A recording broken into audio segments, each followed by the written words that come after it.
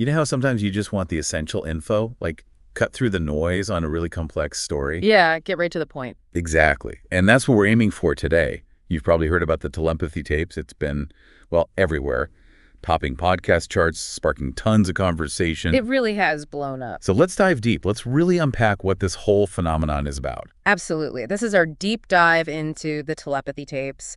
We're looking at, the claims, who's behind it, the so-called evidence, how people are reacting, and what the actual science says. Think of it like your cheat sheet. Pretty much. Yeah. Your fast track to understanding a really fascinating and, let's be honest, pretty controversial podcast. We've gone through the podcast itself, plus a load of critical reviews, media analyses, scientific perspectives, the works. Okay, so the telepathy tapes, the core idea, it's kind of wild, isn't it? It is pretty out there. It explores this possibility, this idea that non-speaking individuals, people with autism, might have telepathic abilities, maybe even other, extraordinary ways of seeing the world. And it's created and hosted by Kai Dickens. She's a filmmaker.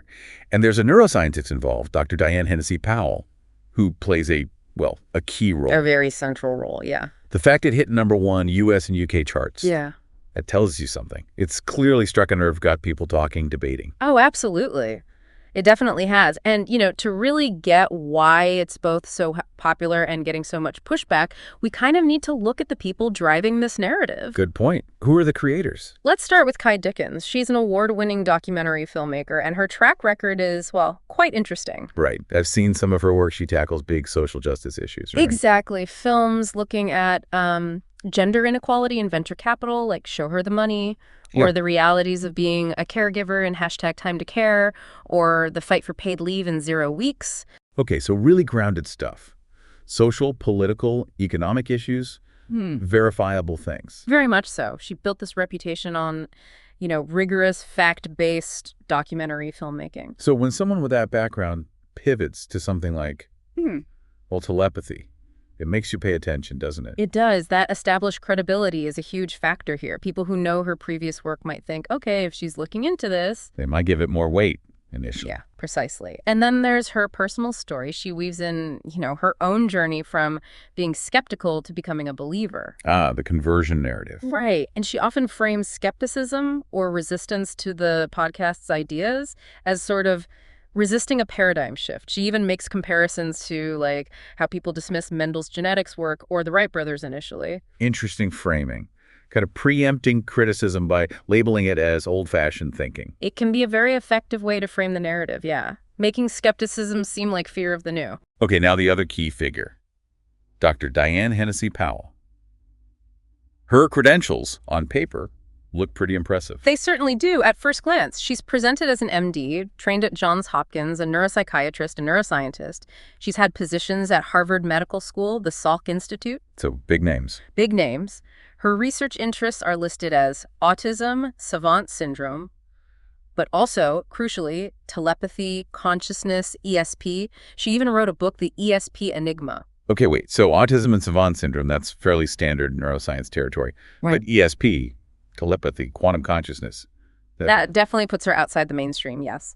While the academic pedigree is there, her core focus on psi phenomena and these, let's call them post-materialist ideas about consciousness, that really positions her on the fringes of conventional neuroscience and psychiatry. Right. That's a really important piece of context. It absolutely is. Essential to keep in mind. And wasn't there something else? We found something about her medical license. That seems relevant. Yes, that's definitely part of the picture and something critics point to. There are public records about her medical license being suspended in Oregon back around the time her ESP book came out. Suspended? Why? The Oregon Medical Board cited concerns like poor management of therapeutic boundaries, issues with record keeping, treatment planning, things like that. Okay. Now, Dr. Powell has her own narrative about this. She suggests it was retaliation for her book, a misunderstanding involving consultations with former patients. She points out her license was reinstated, and she practiced for another 12 years before retiring, which was before this podcast. So 2 very different stories there. Exactly. And that discrepancy, the official record versus her explanation, it inevitably makes some listeners question her authority as the scientific backbone of the podcast. Adds a definite layer of complication. And she is aware of the controversy around some of the methods used in the podcast, right? Mhm. Things like RPM, facilitated communication. Oh, yes. She acknowledges the scientific debate. She knows about facilitated communication, FC, rapid prompting method, RPM, the concerns about physical touch, facilitator influence. She even notes that Zara, the American Speech Language Hearing Association, considers RPM unproven because of that prompting issue. So she knows it's controversial. She does. She says her preference would be, testing people who can type independently under really strict conditions. But she justifies using methods like RPM with physical support during the podcast filming, partly because, well, the filmmaker wanted to capture those initial moments and it depended on who was available. She does say the film crew didn't see obvious cueing, but she also admits the conditions were, and I quote, clearly not optimal for proving telepathy. She concedes they couldn't completely rule out subtle, unintentional cues without much more rigorous analysis. Okay, not optimal. That feels like an understatement, maybe. Well, it's certainly an important caveat coming from the expert herself. Right. Okay, let's pivot to the podcast content itself. What are the main ideas, the core themes, and the claims? It sounds like they get pretty extraordinary quite quickly. Well, they really do escalate. So the central theme, the headline, is that telepathy is real, that it's a genuine, maybe overlooked way for non-speaking autistic people to communicate. The podcast wants to reveal this hidden world, challenge how we think about consciousness, communication. Okay, standard enough premise for this kind of topic. But then it expands rapidly. Beyond basic mind-to-mind stuff, it gets into claims of clairvoyance, seeing distant things, communicating with the dead. Whoa, okay. Shared dreaming, predicting the future precognition, seeing auras, accessing the Akashic records like a universal library of all knowledge. Seriously. Understanding dead languages like ancient Egyptian, apparently without learning them. And even this idea of a shared telepathic space they call the Hill. Wow, okay. That is quite a list. From telepathy to Akashic records is a big leap. It's a huge spectrum of claims, yeah. And underlying all this are these broader concepts they explore. Like what? Well, the nature of consciousness itself. Is it shared? Does it exist separate from the brain? Are there quantum connections? They constantly challenge scientific materialism, the idea that matter is the only reality. So pushing for a more spiritual or integrated view. Exactly. Trying to blend spirituality and science, arguing that maybe science is just catching up to ancient wisdom. They talk a lot about intuition, untapped human potential, deep nonverbal connections. And how do they mix science and, well, the other stuff? That's a key thing. They use scientific-sounding language neuroscience terms, mentions of quantum physics, but often mix it right in with metaphysical concepts like the other side, or auras. It's a blending that can sound convincing, but often involves, cherry-picking or misinterpreting science to fit a pre-existing belief. Critics often flag this as a hallmark of pseudoscience. And how is all this actually presented? You mentioned anecdotes earlier. Is it mostly stories? Heavily reliant on stories. Emotional case studies, personal narratives from families, parents talking about their non-speaking kids and these incredible things they seem to do or know. So we hear directly from the families. Yes. Names like Mia, Houston, Akil, Elisa pop up more in the critical reviews analyzing specific tests.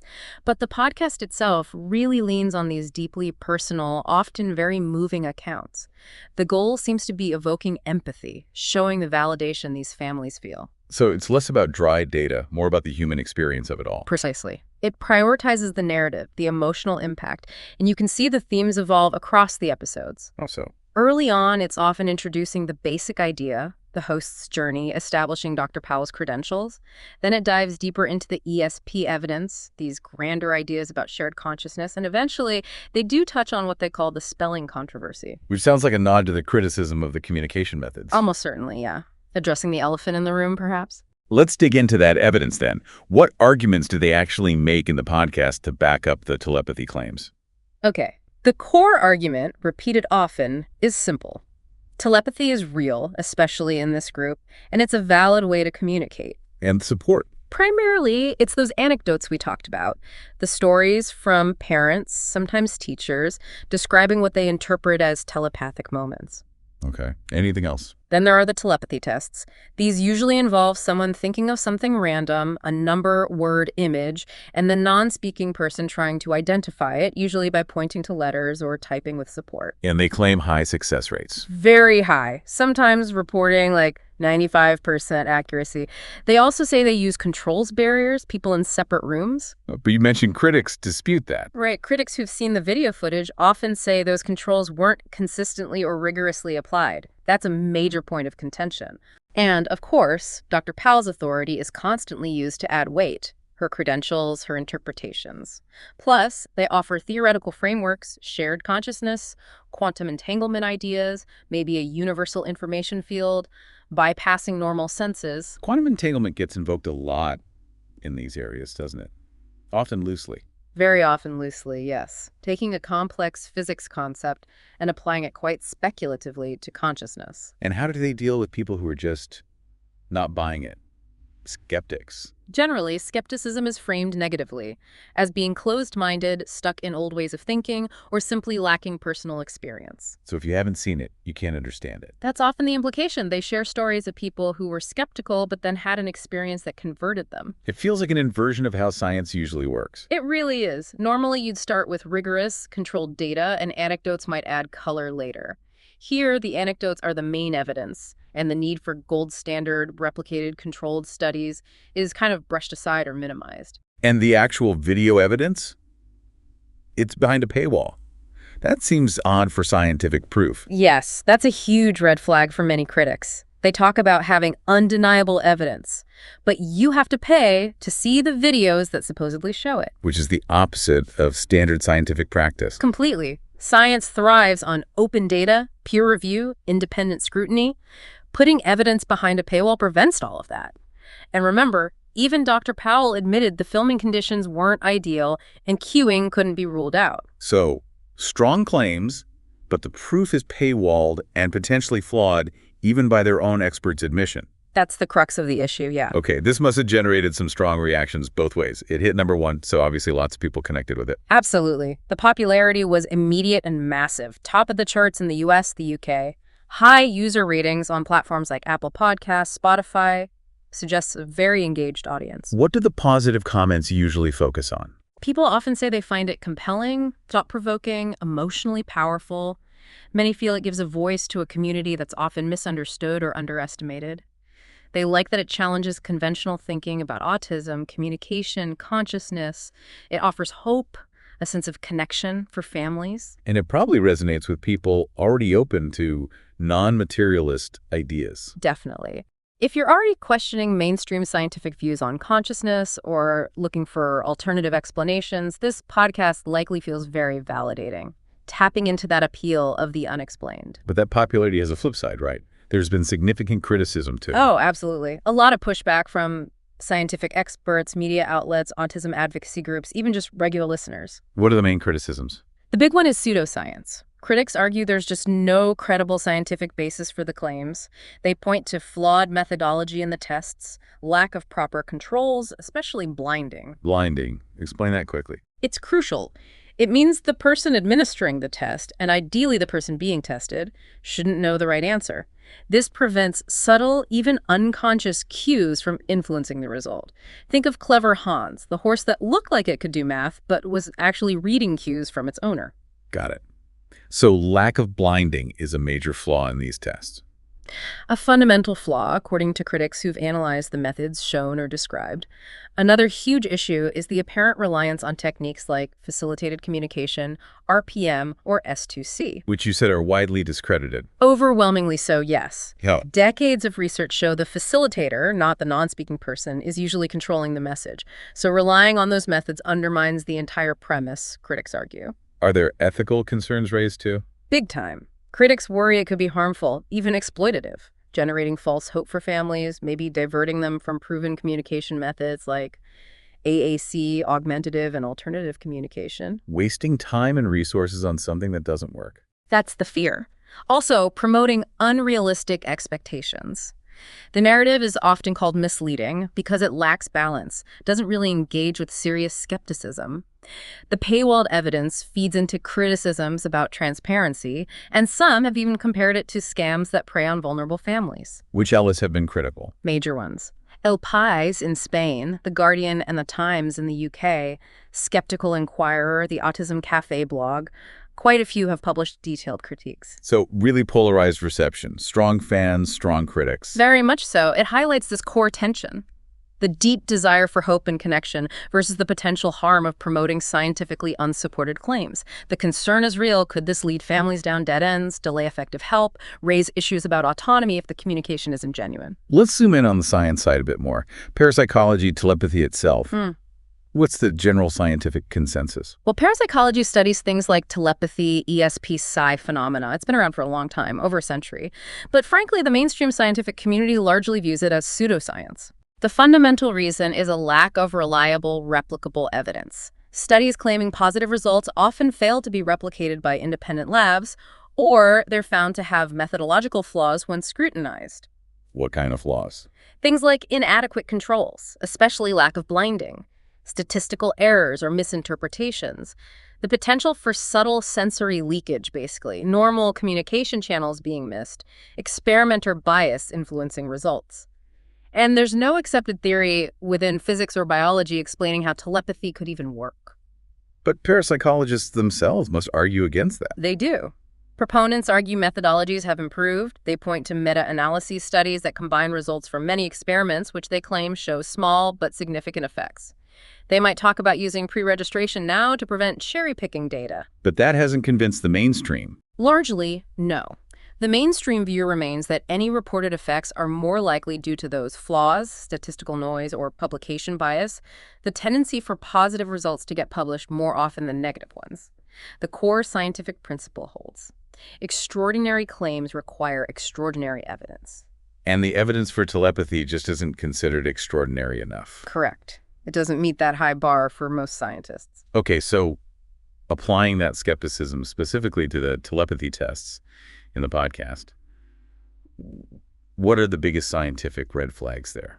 The absolute number one is that lack of adequate blinding we keep coming back to. It's fundamental. Why is it so critical? Because without it, you simply cannot rule out cueing. If the person facilitating touching the arm, holding the letterboard, even just being in the room knows the target answer, they can unintentionally guide the non-speaking person through tiny movements, shifts in posture, breath changes, eye gaze, countless subtle ways. Humans are incredibly sensitive to cues. Even if they aren't trying to cheat. Absolutely. It's usually unconscious. That's the insidious thing about it. Multiple analyses of the podcast's available footage strongly suggest the facilitators do know the target information in many cases, and there's physical contact or proximity allowing for these cues. Which invalidates the telepathy claim. From a rigorous scientific perspective, yes. It introduces a much more parsimonious explanation, facilitator influence. And again, the paywall prevents independent verification of the conditions. Plus, Dr. Powell's own admission about suboptimal conditions really underscores the concern. It seems like this keeps circling back to those communication methods, like facilitated communication. Why is FC itself such a lightning rod? Okay, facilitated communication, FC, and related methods like RPM or S2C all involve a facilitator providing some kind of physical or verbal support while the person points to letters or types. The core controversy is simple. Who is actually creating the message? The person pointing or the person supporting? Exactly. And decades of controlled scientific testing, using rigorous message-passing tests where the facilitator doesn't know the answer, have overwhelmingly shown that the messages come from the facilitator. The non-speaking individual. In the vast majority of properly controlled studies, no. The facilitator is guiding the communication, consciously or unconsciously. Because of this massive body of evidence, virtually every major scientific and professional organization related to autism, communication disorders, pediatrics, psychology, developmental disabilities, they all strongly oppose FAC and similar methods. Can you name a few? Sure. AJ, the American Academy of Pediatrics, AAP, the American Academy of Child and Adolescent Psychiatry, AACAP, the American Association on Intellectual and Developmental Disabilities, AA, the Association for Science and Autism Treatment, AAA, plus the national speech pathology bodies in Australia and Canada. The list is long. And their reasoning. Lack of validity, strong evidence of facilitator control, and the potential for serious harm. Harm? False allegations of abuse have tragically emerged through FC, wasting precious time and money on ineffective methods instead of proven AAC. denying individuals the chance to develop their own communication skills, creating dependency on the facilitator. But proponents must have counterarguments. They do. They often frame it as a communication rights issue, emphasizing presuming competence. They argue FC unlocks hidden potential, but the scientific consensus, based on evidence, firmly contradicts this view. And the methods in the telepathy tapes look like FCRPM. The descriptions and visuals often strongly resemble them: letterboards, physical prompting. This reliance on scientifically discredited methods is, for critics, perhaps the biggest reason to doubt the authenticity of the communications, and therefore the telepathy claims built upon them. The podcast seems to adopt the communication rights framing while downplaying or ignoring the authorship concerns proven by science. Okay, before we wrap this all up, just give us the basic broadcast details again. When did it come out? Where can people find it? Right. Season 1 seems to have launched around September 2024, episodes dropping weekly. Then Season 2 started up around February 2025. And who makes it? It's produced by Yellowwing Productions. Kai Dickens is the host, but also credited as executive producer, director, writer. And availability. Pretty much everywhere you get podcasts. Apple Podcasts, Spotify, all the usual suspects. And they have that website, the telepathytapes.com, with more info, merch, and the paywalled videos. Okay. So bringing this deep dive to a close, what are the absolute key takeaways people should remember about the telepathy tapes? I think the main thing is this. The podcast got incredibly popular telling compelling stories about claimed telepathy in non-speaking autistic individuals. That's the hook. But these extraordinary claims just don't have credible scientific backing. The evidence presented has serious methodological problems, especially the lack of proper blinding, and the communication methods often look identical to techniques like FC or RPM, which science has shown are generally controlled by the facilitator, not the person they're trying to help communicate. So it really boils down to that tension, doesn't it? A really powerful, emotionally engaging story versus significant scientific and ethical red flags raised by experts. Exactly. It's a stark reminder about critical thinking. When we encounter extraordinary claims in the media, especially involving vulnerable groups, we really need to look for solid, evidence-based information, not just rely on compelling anecdotes. So while the podcast might spark curiosity about communication and potential, listeners really need to seek out information about autism and communication from trusted scientific sources, from professional organizations that rely on evidence, not just stories. Okay. So as you've been immersed in all this, looking at it from different angles, what's one final thought or question you'd leave our listeners to chew on? Well, thinking about how powerful belief is, and that deep human need for connection, for understanding others. What does it mean for society when these really emotionally powerful narratives, like the ones in this podcast, clash so directly with established scientific understanding, especially when they center on communities that are already marginalized or misunderstood? It's a bigger question than just this one podcast, I think. How do we navigate that conflict between compelling stories and hard evidence?